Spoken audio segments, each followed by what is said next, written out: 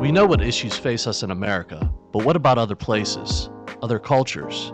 I'm your host, Dr. Rich Hoffman, and on this episode of Ask Christian Counseling Associates, we invite you to our show at the United Nations in New York City, where we discuss mental health issues from a Christian perspective. Join us as we dive into what God is doing around the world.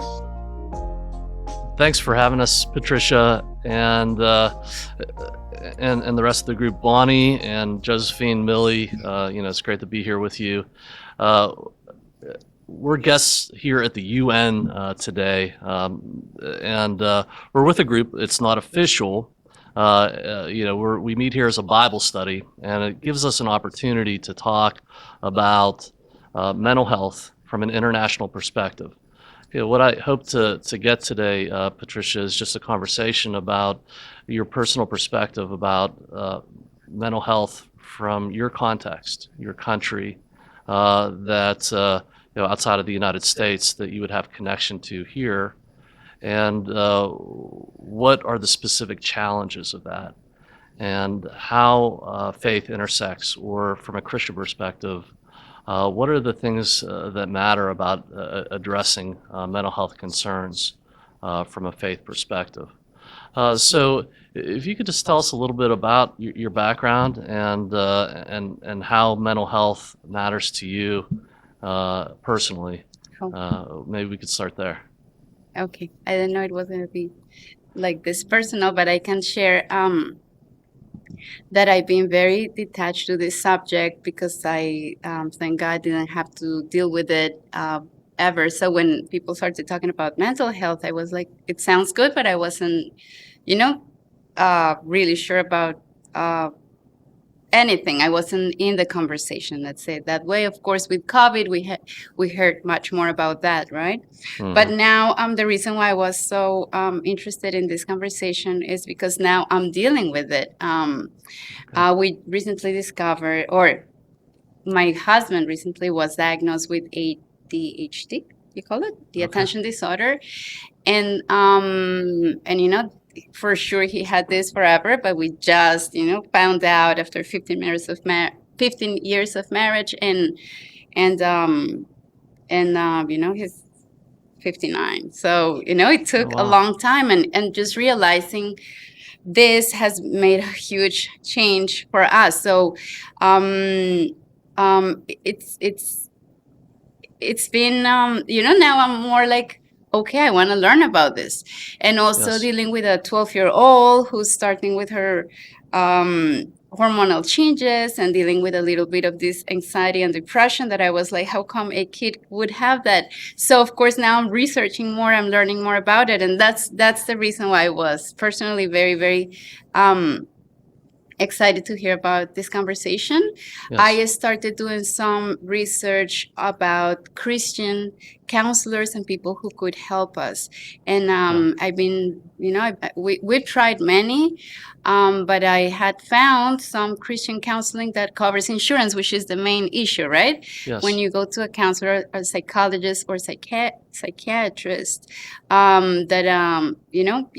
it's very hard to find one that's covered by the insurance. And for instance, I know my husband was paying $500 a session to the psychiatrist. So it's really crazy. We have a It's great expensive. insurance at the UN, and they cover about 80%. So, but I cannot imagine for other brothers and sisters who would like to access it. So Sure. that's my personal experience with it, and I see how important it is, and how that conversation had to happen long time ago for so many of us, right? Yeah. I think all of these things existed before, but no one really talked about it. I don't want to make too much of an assumption, but I would assume, because it's very just me being here at the UN, there's many people here from many different countries, but I would assume that we're all United States citizens.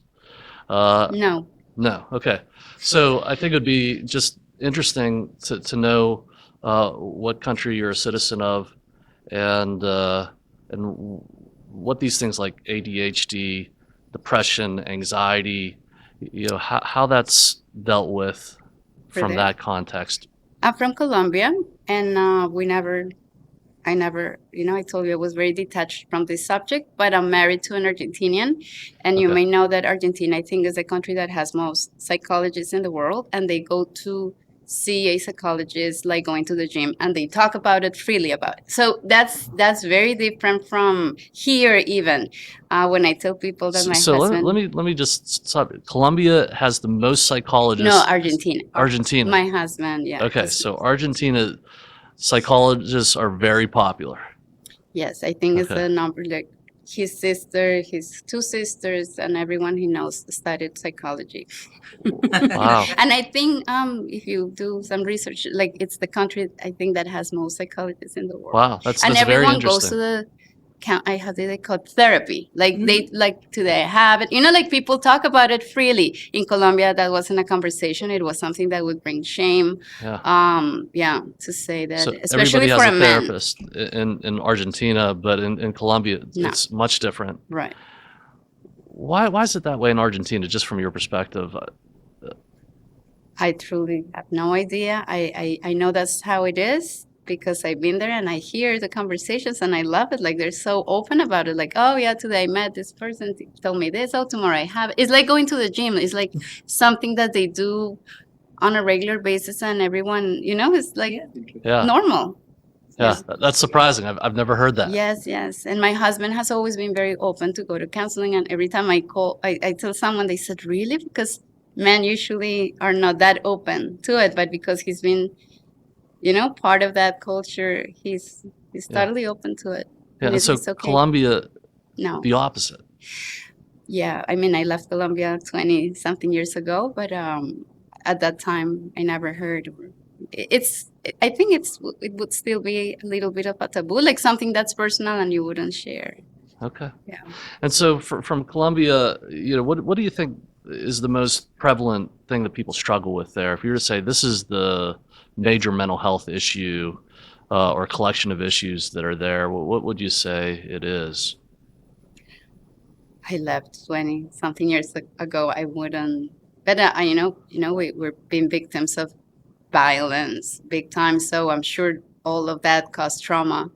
Okay, so a lot of trauma. Hmm. Okay, so you're about like 25 or Times two. I'm joking. You said you left 20 years ago. I'm joking. But it's been a long time since you've been there. Yes, yes. Yeah. Okay. So there's a lot of trauma because there's a lot of violence.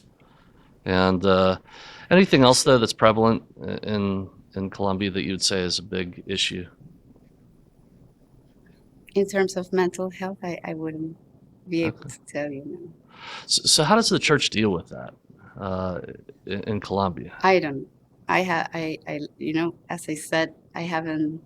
I can tell you how I feel, how the church deals with it here, what I think, but I don't know about Colombia. I would not make that assumption because I have. So after 20 years, you'd consider yourself much more from the perspective of Oh yes, New York. yes, yes. Okay. yes. So what's it like here to In deal with terms these of- things? When you're dealing with a mental health issue, and the church here is, what part is the church for dealing with ADHD or your daughter's problems? I can tell you my personal experience when I came here. The first thing I found, and I had nothing, was the church. And the church I used to go to here in the city was the base of how I managed to survive for 7 years. And the church offered Christian counseling, career counseling, and of course they charge,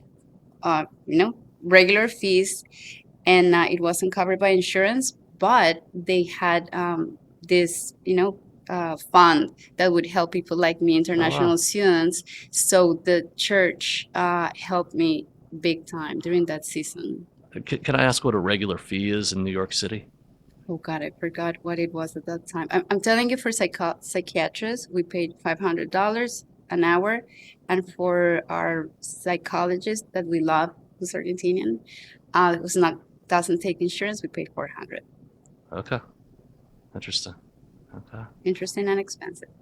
Yeah. Yeah. And how often would you see that psychologist? Not often. Like in a year, he saw her probably 3 times. 3 times? Hmm. Interesting. What'd you get in Oh, those? sorry, psychologist? Oh, Yeah. no, no, much more. Like when we were in that season, the 3 times a year was the psychiatrist, but the psychologist, um, almost every week. The psychologist, Okay. every 2 weeks. Yeah. Okay. And okay, very good. So in the church, how did you deal with those mental health problems? Was there a way of dealing with it there? I feel like no, like it doesn't like the church that I'm going to now. It's more like how, like, do you know, or you're trying to find out, and we're actually just joined the marriage ministry, and we're kind of saying we should talk about this. Mm-hmm. Because for instance, we were recently in a Bible in like a marriage group, and they were talking about communication and how important it's just like the perfect type of communication between a couple, right? Like, oh, women need to be heard, and men need to be patient. And I was like, that wouldn't happen in my marriage because my husband having this, he I cannot extend more than 4 minutes or I'm gonna lose him, right? So I brought it up, and many people were like, I deal with it too, because so we're trying to talk about it because it's good to talk about the ideal, but the ideal is not the norm, right? Like, so So yeah, the church wanted to put an ideal out there for you to follow, and it wasn't really ideal. I just brought it up, like, like this would be wonderful, but in our case, it wouldn't work, right? And I'm sure many people deal with many other things, right? That Yeah. Yes, yes. But there are many ministries out there that have helped us, but not everybody knows about it, right? Like, I think just God being so merciful to us has brought it to these different ministries that have helped us deal with wounds from childhood and dealing with anger and overcoming many issues from the spiritual perspective, but had to do so much with the trauma. Mm-hmm. But they're not like, it's not for everyone out there. Like, even people from that church do not know about these ministries. Okay. Yeah. Okay. So when you compare what you got with the Christian psychologist, if that's how we would term the person you were seeing, versus what you were getting from the church dealing with these issues, what would you say was more important?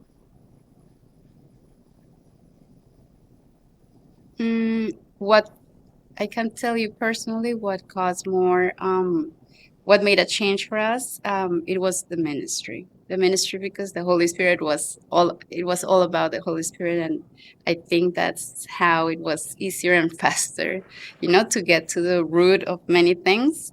When with us counselors, psychologists, we tend to talk months and months and months, and Uh-huh. you just talk. Yeah. Yeah.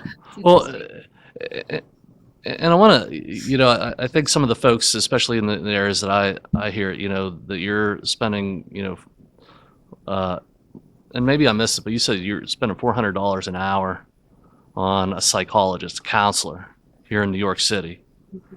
But the church was more important. It was the big mover. What was the motivation to invest that much, in that psychologist versus what you were really getting out of here in the church? Does that sound like a fair question?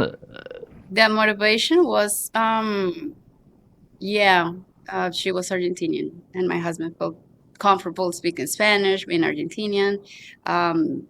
So for him, even though he speaks English, he feels much more comfortable if we're gonna be talking openly about our, emotional issues. He prefers to do it in Spanish, so that was my motivation. that made- And just that we met her, and she has helped us in many other areas with our family. She's really wonderful.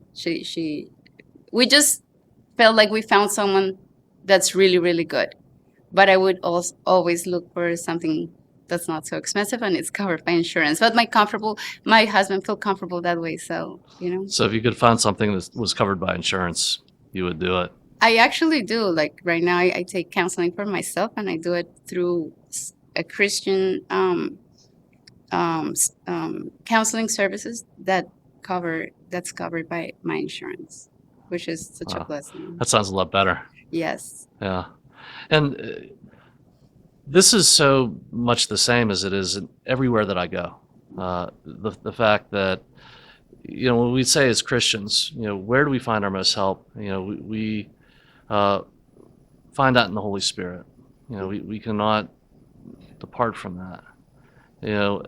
If I would say, though, if you're having these conversations, like you didn't expect to have this today, but you have those conversations with your psychologist or your counselor, but do you have those in the church? You tell people about these issues that you would say in these sessions. Is that happening? Do you think for you or for other people that you see who struggle with these things? We did. We saw the marriage ministry leads, and they, but it was like one session. You feel bad because these are people that have jobs and have a ministry, so it's not like, can we see you every week? You feel bad to do that, but they're volunteers. It's more like it was a really volunteer, great right? meeting. It's not there all the time like these things would be. yes, I think today, I don't know if Tina is here, but we have someone that she's actually one of the marriage ministers at her church, and I understand she does this as a one who ministers, Yeah. but from my end, I feel bad Yeah. to Well, ask for a weekly basis. maybe we could bring some more people into the conversation. You've shared a lot, and I appreciate what you have to say. It's so very important just to learn. This is my first time to New York City Oh, okay. since I was 13. Oh, wow. So about 20 years ago, and nobody laughed. That was supposed to be a joke.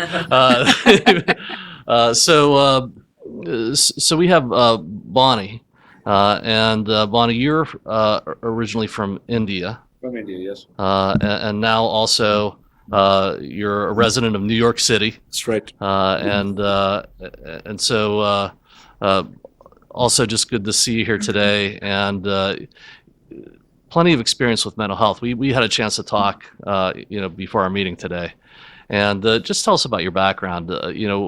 What are you? Just what's your experience in the mental health field, and how does that work in India? Dr. Hoffman, it's a great opportunity to meet you, and thanks to Millie and the rest of the team. But just to give you a context about India, where the World Health Organization calls India as the most depressed country in the world. And in terms of my context is that I lead a global youth movement working with high school students and university students. And when we go into a campus, we cannot go bypass this big issue of mental health. And our context is that we are a shame-based culture, right? So we will never talk about this. We will be, it's hushed. If you, especially in our context, if a girl has got any sort of mental health issue, that's going to affect her marriage. It's going to affect her reputation of the family. So it's very hushed. And probably in the city is more known as mental health. In the villages, it's probably known as more demon possessed person, right? So that's more of a spiritual term in the village area, but in the cities, definitely. So being that we've had this as a big issue, we've done a massive campaign just to bring that out. We work with several celebrities and movie stars and Miss Indias, and did a massive campaign on social media. Politicians, we call it, maybe won't work in India, but we call it Kill It. And the idea was that every hour, one young person in India was committing suicide. 1 out of 4 was going through mental health issues. So we have to end it by sharing to the world. Then just giving you another context is that 1 is to 100,000. One counselor available to 100,000 depressed people in India. And I come to New York. Everywhere I can look at There's a mental health specialist, there's a counselor, there's therapist, there's all these fancy names, and you have, New York, the former mayor has been very much a proponent of mental health. His wife, and they had several mental health places where you could even get free services. So as a Christian, I'm looking at, as an evangelist, as a Christian, I'm trying to say, I want to get this gospel to young people. And officially, we're at about 6% in India. So we're looking at how can the church, they say that 80% of these kids, they don't want drugs, they want hugs. And the church is the biggest hugging community in the world. So our role was, how can we equip the church to become better listeners? And we've had conversation with Dr. Tim Clinton, and you talked about some of the context of how we can train the church to become first responders and listeners. Yeah. So Bonnie, and tell me your last name again. Andrews. Bonnie Andrews, you work with the American Association of Christian Counselors. You know Tim Clinton, who's the president of AACC, and they're very interested in what's happening in India. That's right. And I just learned that walking down the hallway here with you. So good to hear. But if the church could speak about these things, yes, and become good listeners, yeah, that would do a lot. And that's been our strategy, and that's how we met Dr. Tim and just talked about how we can use these training to turn, Christian ministers, leaders, lay people. We also have a campaign called Here to Hear. So it's I'm here to hear. We have wristbands. That's like a 1-hour training. We use the format of RASA by Julian Treasure. That acronym of receiving, affirming, summarizing, and asking. So that framework is like less than a 1-hour training that we can give to any Christian young person to become a listener. And at the end of this conversation, I like to call it RASAP. At the end of the day, I can say that, hey, can I pray for you?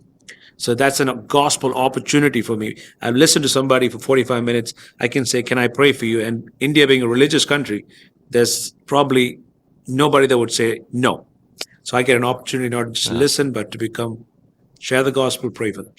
Yeah, that's wonderful. And I would guess that listeners that'll listen to this podcast will be very surprised that suicide is an issue in India. Massive. Drug use, Massive. Even though India is known about marijuana way before the United States, and so maybe people don't know that. But I work with Liberia in West Africa, and what I was initially surprised with is that there's a big drug problem there. It's the fourth poorest country in the world in some measures. That's right. So coming from an American perspective, where would you even get the money? But that's not the issue in how the drug trade happens. That's right. And so there's plenty of things to learn like that. I think for some of our listeners or people who would be interested in how the church could help. Absolutely. These problems are universal. They're everywhere. The youngest country and the most depressed country needs to be helped by the church. If we could train the church, they would be the first responders, and they would have a seat on the table to serve the community by just listening and being great listeners. Yeah, so this concept of mental health first aid, yes, and what the church could do, they could really, I think, sometimes be shocked at how much they could accomplish. Absolutely. If they learned these very basic things. Absolutely. We oversee Christian Counseling Associates. Love to work with you. Yeah. Large area. We would love to work with you. Yeah. And we train interns all the way up to PhD, and we have these conversations with them when they're coming on. They say, I don't know how I'm going to start doing this work because we send them. We say we're going to treat you just like we do the rest of the staff here. You're going to see the clients that come through the door, and they say, I'm not qualified to do that. And I tell them, I don't want you to be Sigmund Freud. I have no interest in these fancy techniques right now. I want you to do the basics. We call them micro skills, counseling micro skills. So that is meeting with someone who is in pain and hurting and feeling isolated and listening to them, show them that you're listening, by minimal encouragers, these nonverbals, and reflecting content, what they're saying, and then reflecting feeling, and then going deeper than that into empathy. Making a personal connection with them where you're feeling something of what they're feeling. And then you can even go deeper than that, and you don't have to be an expert, and it's what we call intuitive empathy. Wow. And in that, it is where you understand that I can see things the way that you do, just in a little bit. It's like walking in your shoes. And from there, that person doesn't feel that they're alone anymore. Wow. And those are the things to me, and I have some counselors in the room here, you learn that in your first class. And in that is some of the most important things that happen in counseling, where somebody feels that they can face this problem and they're no longer alone in it. Somebody who can do that with somebody who's struggling is a very valuable person. Christian Counseling Associates is ready to serve you, providing a wide range of counseling services. Christian counseling is accessible to everyone. We serve both Christians who want their faith integrated into the counseling process, or those holding any beliefs or attitudes toward spirituality. With many years of counseling experience, our counselors are professional, licensed, highly trained, and rooted in their commitment to their church and communities. CCA is able to provide a full range of clinical counseling services. For more information, visit our website at www.ccawpa.com. America has been sending missionaries to the world. Now, God is sending missionaries to America. And I've been serving in Penn State and Bucknell and, Temple. And end of this month, we have it in New York City in downtown at Alliance University. We've been using the format of music, mental health, and Jesus. So have a hip hop artist. Kids would love to come to this concert. Music, mental health, and Jesus. Yeah. That's And wonderful. Yeah, so that's something that we've been working on, and we've been seeing really huge results. And also giving away scriptures, because there's a research that if you read 3 to 4 days in a row, the scripture, mental health comes down in terms of depression. Fear comes down by 36%. Pornography comes down by 78%. Evangelism goes up by 200. Discipleship goes up by 220. So we've been working with American Bible Society. We don't want to promote a book or a curriculum. We're just saying, read the scripture. Amen. And, anxiety will come down, faith will go up. So these are some of the partnerships that we've been doing. And I just want to check with Gary here real quick. Are we good? Because sometimes he has to stop in that half hour. We're all right? You're good. Okay, Okay. good. So just with Patricia and the question that I asked you, if I was to say, okay, we have these professional counselors, but we have all this in the church, I think he answered the question, but how does the church help in these, facing these really serious mental health issues? If we were going to do this in India, how would the church enter in to this? And I don't know, I'm not that knowledgeable about India, so you'll have to tell me how much Christianity is in India, how strong is the church there, how large is the network? Things like that might be really interesting. Absolutely. We're at about 6% officially, and probably unofficially maybe about 10%. I'm not sure where the podcast is going. But on the other side, about India is that we're one of the top 10 persecuted countries in the world. So you're at this constant tension. We want to advance, but there's going through persecution. So Christianity is persecuted there. Persecuted in our country. So, in the sense we're celebrating revival. I feel like we're revival most of the time. And, you have to pay a price to stand up for Jesus in our country, at least. So Yeah. I pray that, when you equip the church, they become an asset to the community, right? Every student, every teacher, every professor, every person becomes a minister. That was the Bible model was never the priesthood of, it was never the priesthood of one. It was a priesthood of all. So every man a minister, every man a priest. So the art of counseling and the art of listening will decentralize ministry to everybody. And they become the forerunners of the preaching of the gospel, because they're not preaching it out. They're serving and then able to share the gospel. So I couldn't agree with you more. And it talks about the church being a big part of this, like everybody, not just counselors. And so I'm sure that there's some professional counselors out there saying like, wow, I went to school for like 20 years Yes. and I have 5 licenses, and you're telling me that, Susie and Joe Smith out in the church can do as much as I can. How do you square that? How do you help the counselors understand the church's place and what you're saying? Again, and I would say as a clinician of 25 years, what you're saying is absolutely true. Could you tell us a little bit more? Just share from your perspective how that. Market is huge.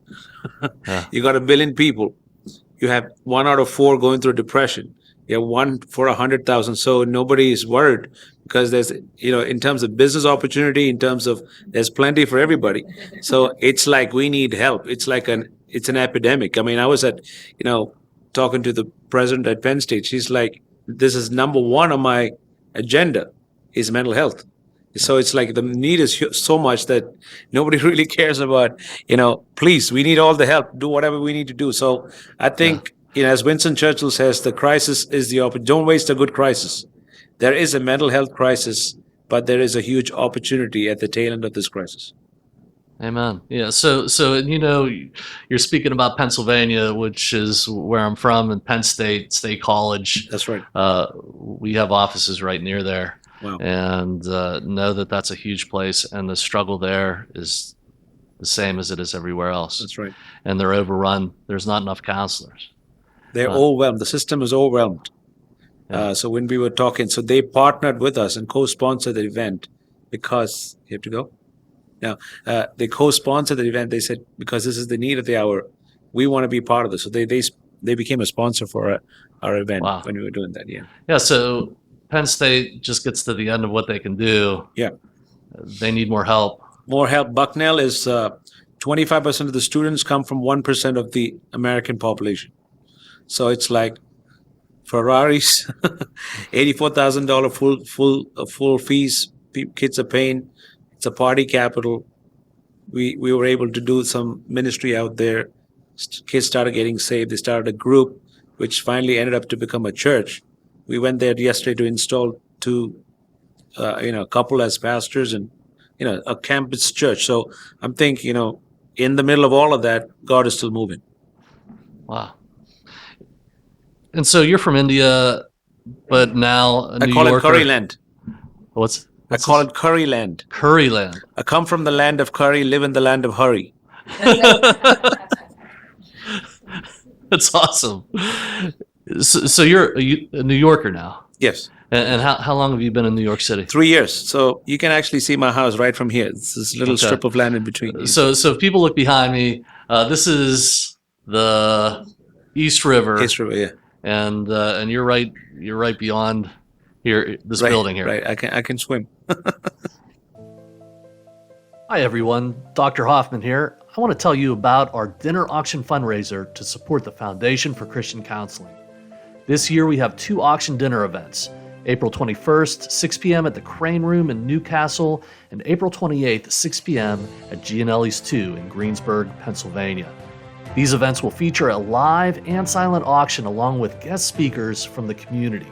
All proceeds will go to support the Foundation programs, which include counseling grants, community marriage and parenting programs, opioid crisis response, and education and support for pastoral counselors. The Foundation saves lives by delivering faith-based clinical interventions and support to some of the toughest to reach places. This is your chance to get involved in a great mission. The Foundation provided over 3,500 counseling sessions to those in crisis last year.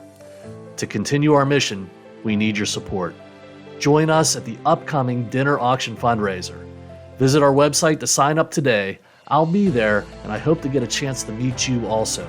Together, we can transform communities one family at a time. From New York City, we have some people here online with us, and we're going to bring them into the meeting now.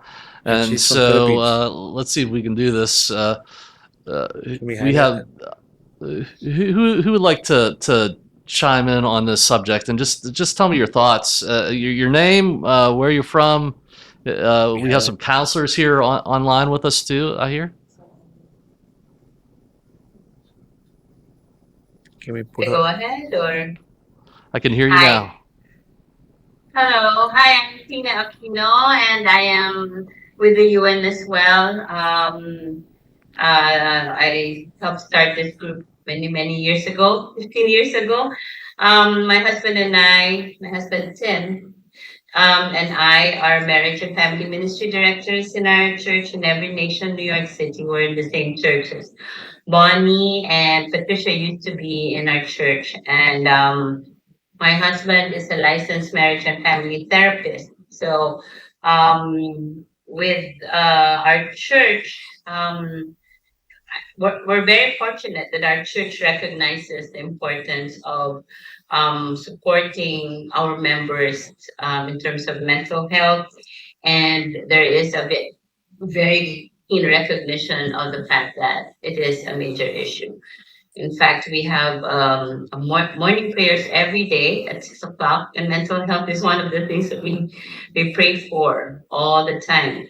Now, the church's commitment to providing support to its members and even to others who are not, in terms of mental health, is very strong. In fact, our founding pastor, Ron Lewis, has one of the things that we want to do, and he is my husband and him have been talking about this for years, ever since my husband started his master's program in marriage and family therapy. That we would like the church would like to have an arm on Christian counseling, and that's something we're working on. My husband, well, yeah. Well, one of the things also that my husband started a practice here in Westford, Connecticut, and one of the next step that he wants to do is to open a practice in New York City. That could be in alliance, close alliance to the church. We're still going to figure that out. But definitely there is that strong support. And I think as marriage and family ministers, we used to approach our counseling primarily on the spiritual aspect of it before my husband got his degree. But now that he finished his master's and is licensed now in New York City and Connecticut. We have just seen our ministry enriched by the way that we help couples, families, and that is that apart from the spiritual, my husband is able to give practical tools in approaching and just the scientific approach to it. But it always melds with the spiritual. So with that, I think that it has become very powerful. And like I said, like I've heard in this discussions, and what Juan has been saying, is a lot of it is about listening to people with no judgment and just really accepting the validity of their challenges, especially now that my husband is licensed and a clinician. He would recognize what the mental issue would be, if there is. And in fact, when Patricia and I were talking about her marriage many in the past, I did mention to her that my son-in-law was diagnosed with ADHD, and that after he was diagnosed, he was also my husband referred him to a Christian counselor, to a Christian counselor, because he cannot counsel them, right? And upon the diagnosis, that was a huge turnaround for their marriage. It's like night and day. But they continued on with the spiritual aspect of the counseling because of the wounds that needed to be healed caused by that mental illness. So If you can just hold a second, just a second. Sure. Huh?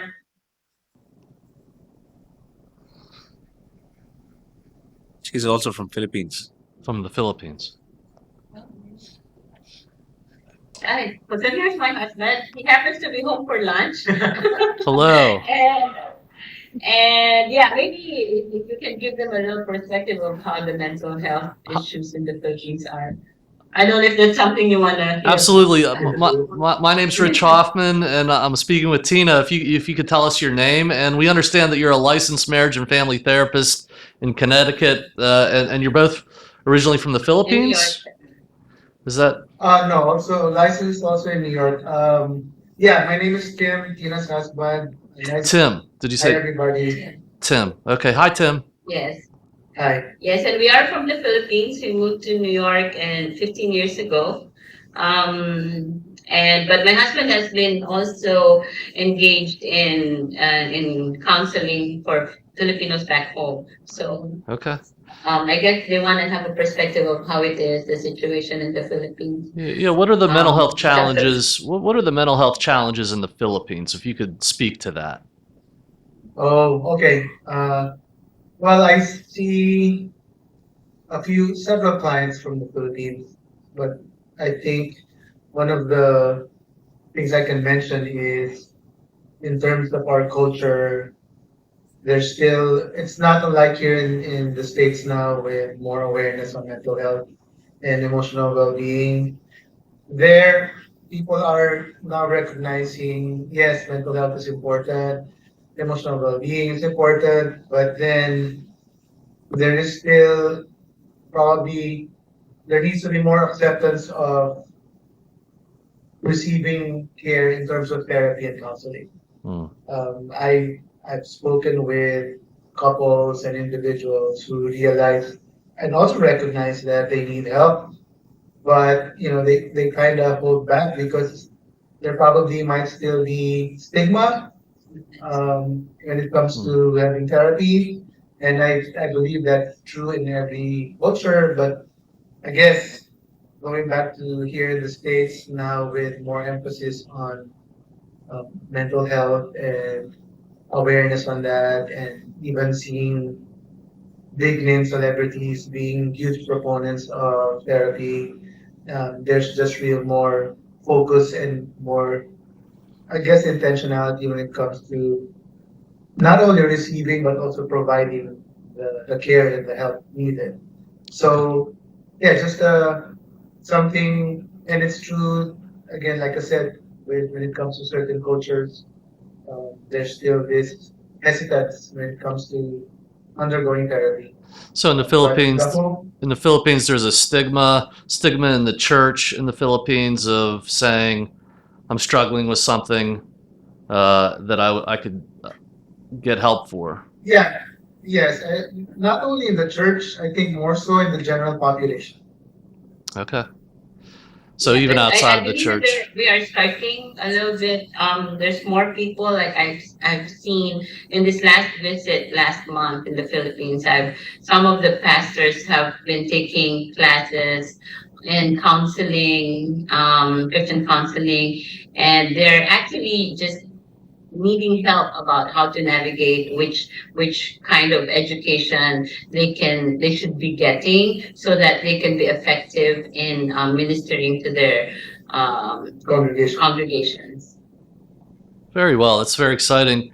And we talk a lot about this on the podcast and everywhere else. And I would just say this to all the group, everybody online, and hopefully, we could get some more people online to chime in here and talk to us. But this idea of stigma that we just don't want to, share, and this is in the church and in the culture, I think that's something natural that when we're in pain, we want to hide, like nobody could see that. And in God's design, in the church, if I look back to the old school discipline of what it was to be a church community, we committed ourselves to a life of transparency and accountability. A lot of what's in that basics of counseling. Everybody was trained as part of discipleship how to do that. And somehow, naturally, we get to this modern era being very ill-equipped. And we talk about how that is set against God's design for how we're to be the church and how we're to be a community of Christians.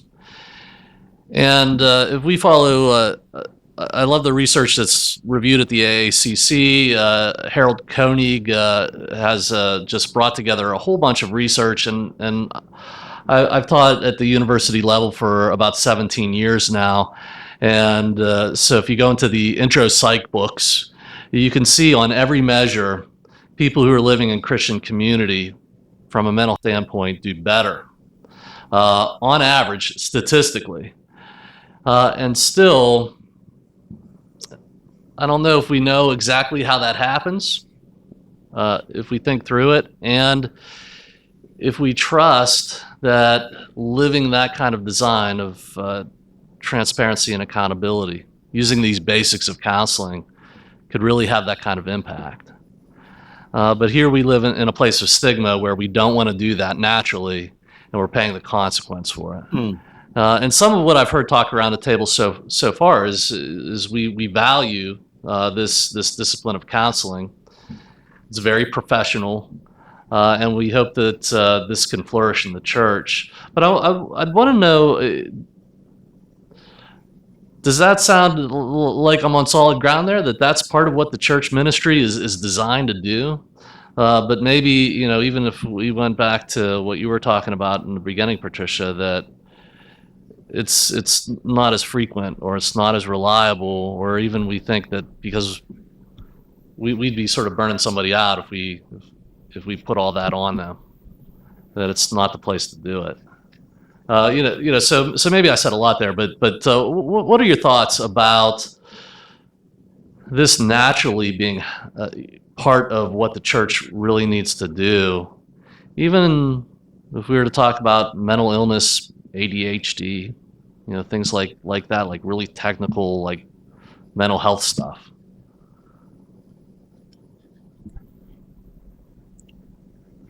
Doctor, my thoughts are discipleship is not a program, it's a lifestyle.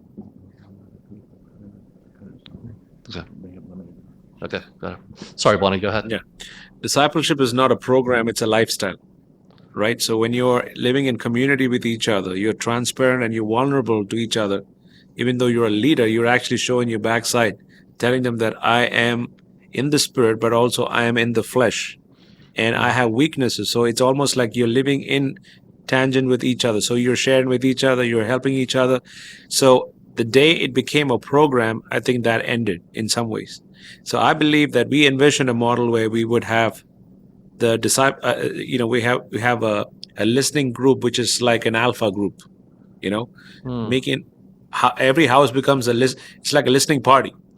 Yeah. So it's like, all that we're doing is just sharing. It's like a movement, and it's part of the Christian lifestyle. That to me is very interesting, very compelling, not only to Christians, but I think it would be compelling to all people who are seeking help, somewhere to go.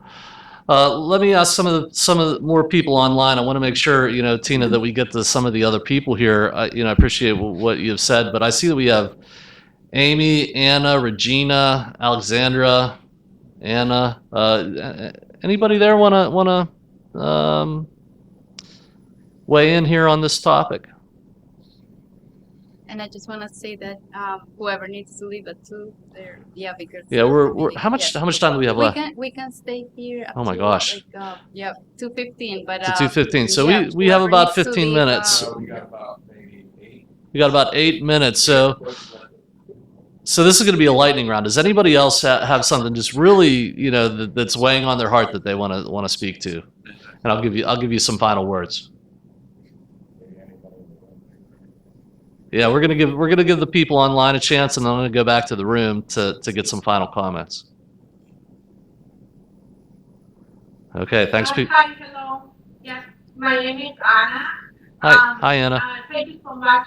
Yes, thank you so much for your comments, in relation to this topic. I am from El Salvador. I have been working, in New York since 2008. But, I was wondering, I have been in Liberia myself, and I see that you have a mission there. Yes. And I'm wondering, what is the approach that you take when you do the contact with the pastor? Because, when we're talking about the counseling marriages, or is more into counseling as, their members that they're having difficulties, mental difficulties, how the approaches goes to studying that.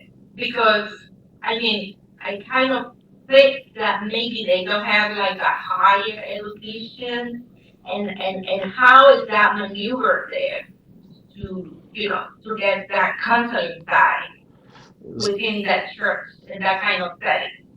So that sounds like a question to me, and I'm just gonna be real quick because I want to get final comments. We believe in training pastoral counselors.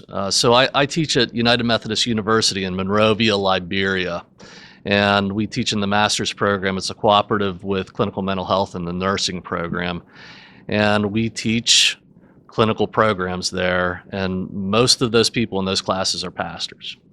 And in countries like Liberia, the people who are engaging these problems the most are pastors.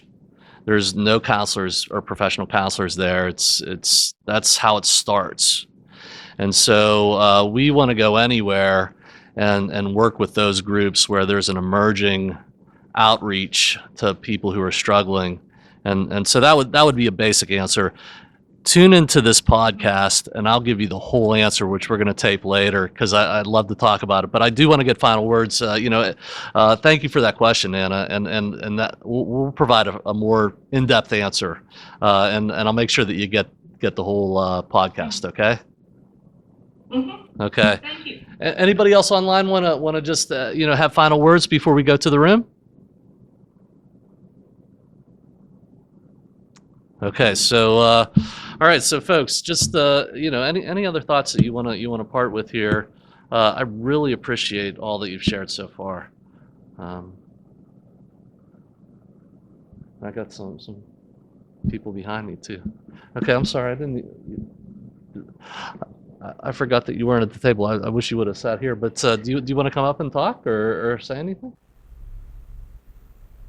I just want to say that I think as the world gets lonelier, there's so many lonely people, and with mental health, especially during the pandemic, it's increased mental health issues, and I kind of realised that at the end of the day, people need people who care and who listen and who really care, who want to change and help them. And that's really difficult to find. No one's perfect, everyone has their own problems. And it's people suffer from the same underlying thing, disappointment, failures, things haven't worked out the way you would wish. And, how to get through it, how to get through broken dreams and life. So I think, that's the kind of, if you have someone who can mentor you, care about you, and I think what you mentioned is that people do better with churches, do better with community, because you will get that support there. I know from my experience, when I came to Patricia's group on care, I came lonely and in despair. And it's really helped me, to see and to share, and this transparency, this talking about things, because it's easy to hide, isn't it? It's easy to pretend, oh yeah, it's great, everything's fine. Yeah, I'm good. But you're dying inside, you're crying inside. I appreciate you sharing that. Where were you originally from? From the UK, from London. UK. Yeah. Very well. Thanks for being with us today. Thank you very much. I really appreciate it. Insight. And Patricia, I know that we quickly used the time here that's usually taken for the Bible study meeting today, so I just want to thank you so much for having us. It's really been interesting for me just to learn as much as I could in this time. I hope that you'll invite us back sometime to talk more.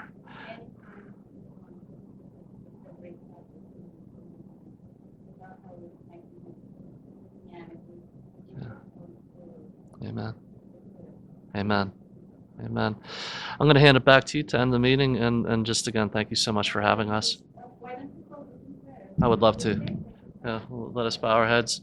Lord, I give you thanks today to be here in a place where all the world comes and meets here in the United Nations, and to be here in the context of Bible study, just in a group of people who would just volunteer their time to do this, knowing how important it is, Lord.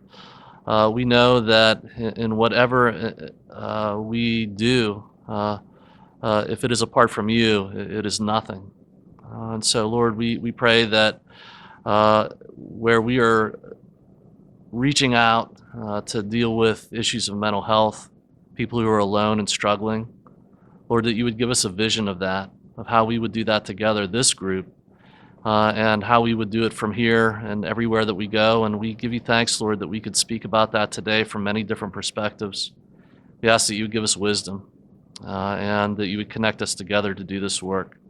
And we praise you and thank you for that opportunity, and ask for a blessing for everybody who sits around the table and online and who will watch this, and everybody who would watch this from wherever they are in the world, and who are feeling alone and struggling, Lord, and looking for a place to help. May they find you, the true healer. And we pray to you and praise you in Jesus' name. Amen. Amen. Thank you.